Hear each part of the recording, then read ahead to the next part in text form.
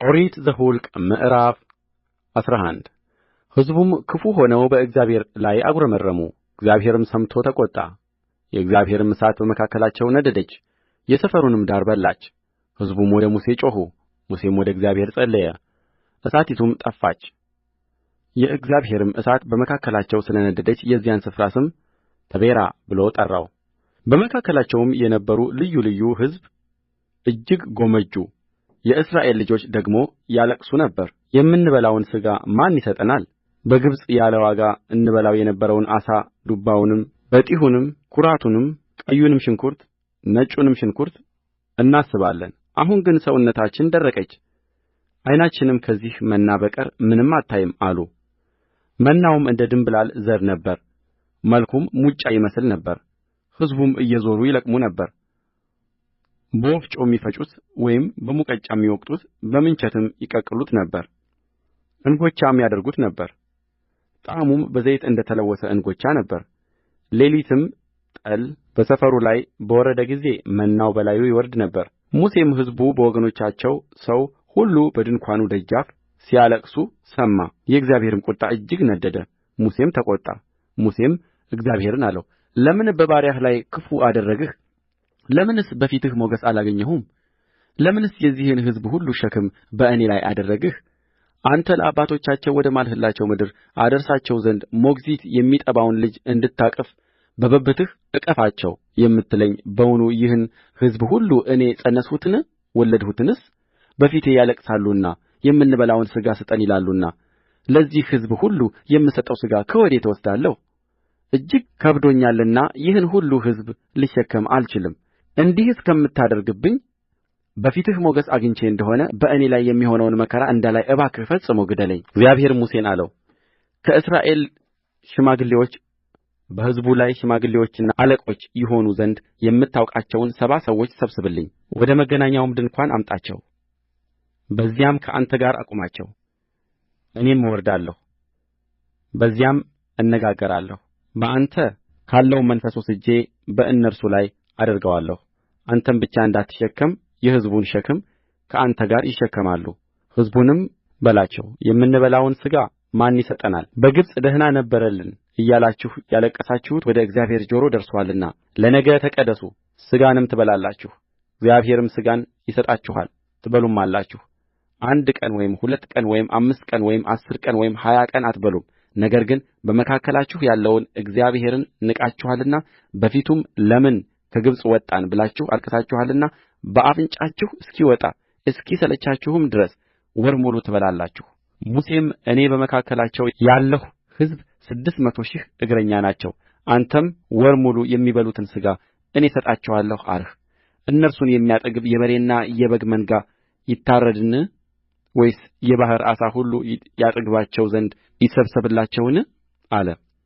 እግዚአብሔርም ሙሴን በውኑ የእግዚአብሔር እጅ አጭር ሆነ? አሁን ቃሌ ይፈጸም ወይስ አይፈጸም እንደሆነ አንተ ታያለህ አለው። ሙሴም ወጣ፣ የእግዚአብሔርንም ቃሎች ለሕዝቡ ነገረ። ከሕዝቡ ሽማግሌዎችም 70ውን ሰዎች ሰብስቦ በድንኳኑ ዙሪያ አቆማቸው። እግዚአብሔርም በደመናው ወረደ ተናገረውም፣ በእርሱም ላይ ከነበረው መንፈስ ወስዶ በ70ው ሽማግሌዎች ላይ አደረገ። መንፈሱም በላያቸው ባደረ ጊዜ ትንቢት ተናገሩ፣ ከዚያ በኋላ ግን አልተናገሩም።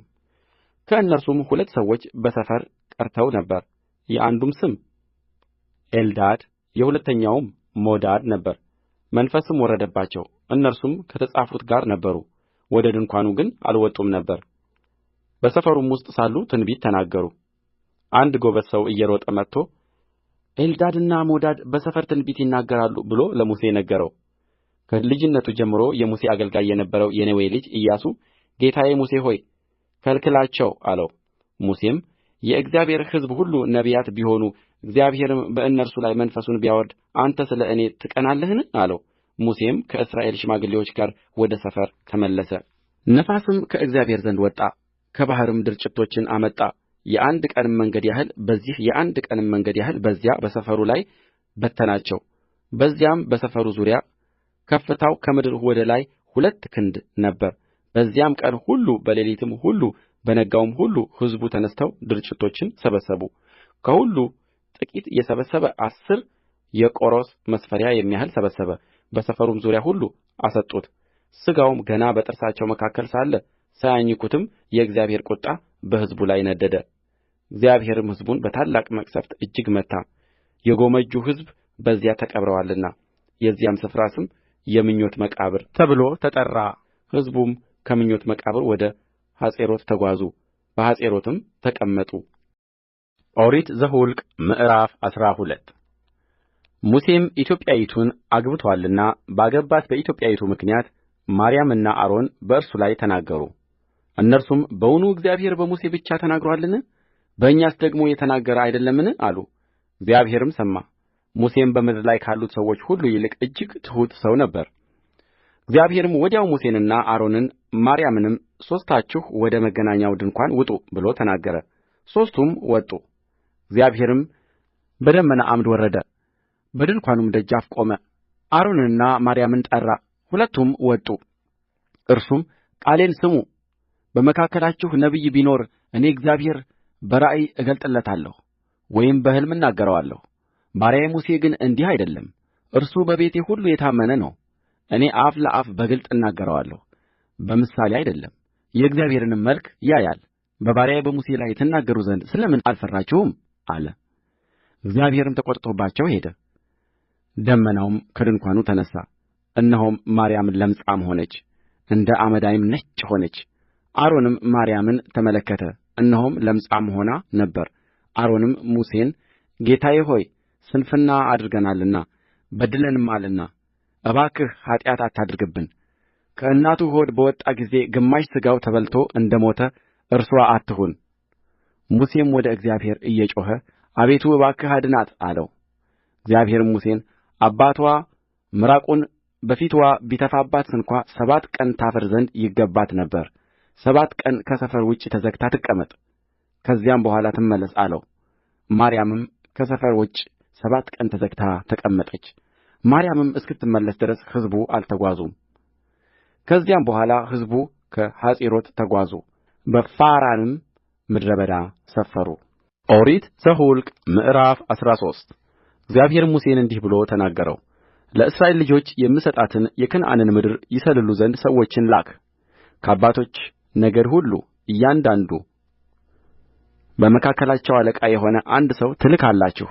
ሙሴም እንደ እግዚአብሔር ትእዛዝ ከፋራን ምድረ በዳ ላካቸው። እነርሱም ሁሉ የእስራኤል ልጆች አለቆች ነበሩ። ስማቸውም ይህ ነበር: ከሮቤል ነገድ የዘኩር ልጅ ሰሙኤል፣ ከስምዖን ነገድ የሱሬ ልጅ ሰፍጥ፣ ከይሁዳ ነገድ የዮፎኒ ልጅ ካሌብ፣ ከይሳኮር ነገድ የዮሴፍ ልጅ ይግአል፣ ከኤፍሬም ነገድ የነዌ ልጅ አውሴ፣ ከብንያም ነገድ የራፉ ልጅ ፈልጢ፣ ከዛብሎን ነገድ የሰዲ ልጅ ጉዲኤል፣ ከዮሴፍ ነገድ እርሱም የምናሴ ነገድ የሱሲ ልጅ ጋዲ፣ ከዳን ነገድ የገማሊ ልጅ ዓሚኤል፣ ከአሴር ነገድ የሚካኤል ልጅ ሳቱር፣ ከንፍታሌም ነገድ የያቢ ልጅ ናቢ፣ ከጋድ ነገድ የማኪ ልጅ ጉዲኤል። ምድሪቱን ይሰልሉ ዘንድ ሙሴ የላካቸው ሰዎች ስም ይህ ነው። ሙሴም የነዌን ልጅ አውሴን ኢያሱ ብሎ ጠራው። ሙሴም የከነዓንን ምድር ይሰልሉ ዘንድ ላካቸው፣ አላቸውም ከዚህ በደቡብ በኩል ውጡ፣ ወደ ተራሮችም ሂዱ። ምድሪቱንም እንዴት እንደሆነች በእርስዋም የሚኖሩ ሰዎች ብርቱዎች ወይም ደካሞች፣ ጥቂቶች ወይም ብዙዎች እንደሆኑ፣ የሚኖሩባትም ምድር መልካም ወይም ክፉ፣ የሚኖሩባቸውም ከተሞች፣ ሰፈሮች ወይም አምቦች እንደሆኑ፣ ምድሪቱም ወፍራም ወይም ስስ ዛፍ ያለባት ወይም የሌለባት እንደሆነች እዩ። ከምድሪቱ ፍሬ አምጡ፣ አይዞአችሁ። በዚያን ጊዜም ወይኑ አስቀድሞ ፍሬ የሚያፈራበት ወራት ነበረ። ወጡም ምድሪቱንም ከጺን ምድረ በዳ በሐማት ዳር እስካለችው እስከ ረአብ ድረስ ሰለሉ። በደቡብም በኩል ወጡ፣ ወደ ኬብሮንም ደረሱ። በዚያም የዔናቅ ልጆች አኪመን፣ ሴሲ፣ ተላሚ ነበሩ። ኬብሮንም በግብጽ ካለችው ከጣኔዎስ በፊት 7 ዓመት ተሠርታ ነበር። ወደ ኤሽኮልም ሸለቆ መጡ። ከዚያም ከወይኑ አንድ ዘለላ የነበረበትን አረግ ቈረጡ። ሁለቱም ሰዎች በመሎጊያ ተሸከሙት። ደግሞም ከሮማኑ ከበለሱም አመጡ።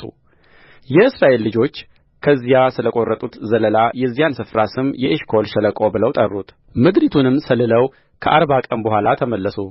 በፋራን ምድረ በዳና በቃዴስ ወዳሉት ወደ ሙሴና ወደ አሮን ወደ እስራኤልም ልጆች ማኅበር ሁሉ ሄደው ደረሱ። ወሬውንም ለእነርሱና ለማኅበሩ ሁሉ ነገሩአቸው።